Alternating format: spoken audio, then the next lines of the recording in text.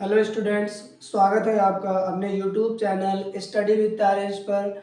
आज हम लोग पढ़ने वाले हैं ओम का नियम यानी ओम सलाह। आपके इलेक्ट्रिसिटी चैप्टर यानी विद्युत चैप्टर का ये टॉपिक है ओम का नियम, जो कि बोर्ड एग्जाम में बार बार आता है। तो आज हम लोग इस नियम के बारे में पढ़ेंगे और इसमें एक चीज़ पूछा जाता है वी आई ग्राफ के बारे में। वी आई ग्राफ क्या है, रजिस्टेंस क्या है और रजिस्टेंस की यूनिट्स क्या है, ये सारी चीज़ें इस वीडियो में डिस्कस कर लेंगे।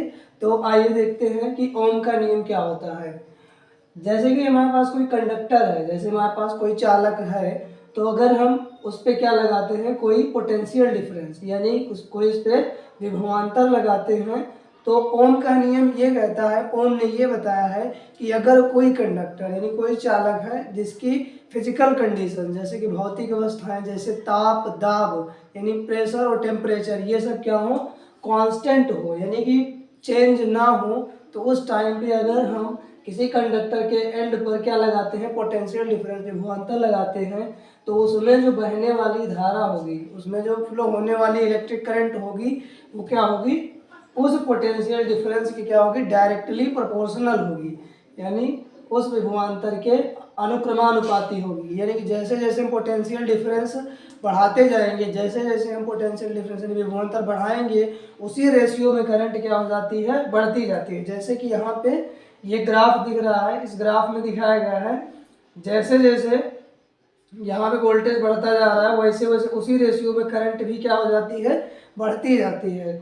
तो अगर V और I यानी विभवांतर और धारा के बीच में हम ग्राफ ड्रा करते हैं, जिसे हम क्या कहते हैं, वी आई ग्राफ कहते हैं, तो जो लाइन उसमें आती है, जो ग्राफ आता है, वो क्या आता है, स्ट्रेट लाइन आती है। तो ओम के नियम में जो वी आई ग्राफ है, ओम के नियम के अनुसार वी आई ग्राफ जब हम ड्रा करते हैं, प्रैक्टिकल करते हैं उसका, तो अगर कोई कंडक्टर ओम्स लॉ को फॉलो करता है, तो अगर हम प्रैक्टिकल करेंगे उसको, अगर ग्राफ ड्रा करेंगे वी और आई के बीच में, तो क्या होगा, उनके बीच में एक स्ट्रेट लाइन है यानी सरल रेखा आएगी। तो यहाँ पे हमने लिख दिया है आपके लिए ओम का नियम क्या है, यार if the physical conditions such as temperature, pressure etc remains constant, the potential difference across its end is directly proportional to the current flowing through it।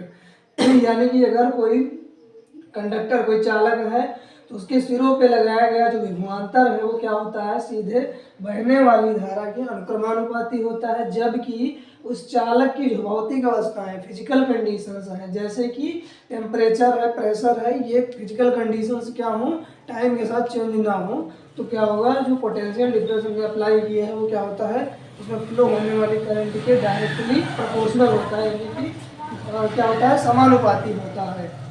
तो यहाँ पे ये लिख दिया हमने फॉर्मूला, वी प्रोपोर्शनल क्या होता है, आई। तो अगर हम इस प्रोपोर्शनल के साइन को रिमूव करते हैं, तो यहाँ इक्वल का साइन लगाते हैं, तो यहाँ पे एक कांस्टेंट आता है आर। ये क्या है, प्रोपोर्शनल कांस्टेंट है, जिसको हम क्या कहते हैं, रेजिस्टेंस कहते हैं यानी कि प्रतिरोध कहते हैं। इसे हम क्या कहते हैं, इसे हम चालक का प्रतिरोध कहते हैं, ये रेजिस्टेंस कहते हैं।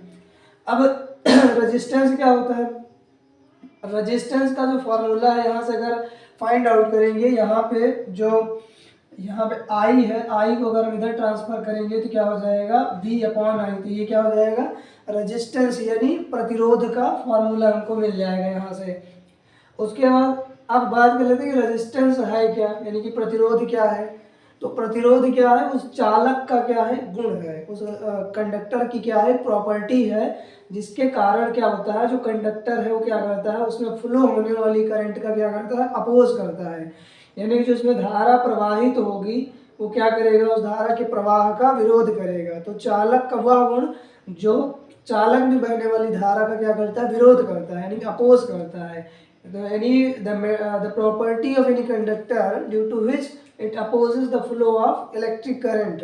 इलेक्ट्रिक करंट के फ्लो होने में जो अपोज होता है, उसी को हम क्या कहते हैं, रेजिस्टेंस कहते हैं। जैसे कि हम लोग बाइक चलाते हैं रोड पे, तो वहाँ पे क्या होता है, सीधी रोड होती है, उसके बाद क्या लगा होता है, इस टाइप से ब्रेकर लगा होता है। तो जब हम यहाँ पे जाते हैं, पहले तो हम स्पीड में जाएंगे, लेकिन अगर वो ब्रेकर आ जाता है तो क्या करते हैं, हम अपनी स्पीड को क्या कर लेते हैं, स्लो कर देते हैं। तो जैसे ब्रेकर होता है रोड पे, उसी टाइप से क्या होता है, यहाँ पे कंडक्टर में क्या होता है, रेजिस्टेंस यानी प्रतिरोध होता है, उसी टाइप से वो भी वर्क करता है।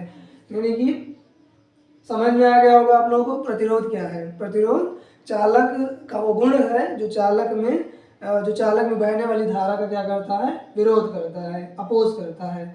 अब बात कर लेते हैं, या फिर दूसरे तरीके से भी इसकी डिफिनेशन हम लिख सकते हैं रेजिस्टेंस की। रेजिस्टेंस क्या है, resistance is the ratio of potential difference and current, यानी कि विभवांतर और विद्युत धारा के अनुपात को हम क्या कहते हैं, प्रतिरोध कहते हैं। इस तरीके से हम इसको डिफाइन कर सकते हैं अगर एग्जाम में आता है तो। इस तरीके से ओम का नियम ऐसे लिख देंगे, सारे फॉर्मूले लिख देंगे।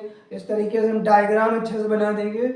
जितना ज़्यादा अच्छा हम डायग्राम बनाएंगे उसका इफेक्ट ज़्यादा पड़ता है। फिर डायग्राम आपका अच्छा है, आपने अच्छे से लिखा है, आपने अपनी काफ़ी अच्छे से रिप्रेजेंट की है, तो आपको फुल मार्क्स यानी अच्छे मार्क्स आपको मिलेंगे उसमें। तो ये टॉपिक बहुत इंपॉर्टेंट है, आप इसको एकदम अच्छे से प्रिपेयर कर लीजिए।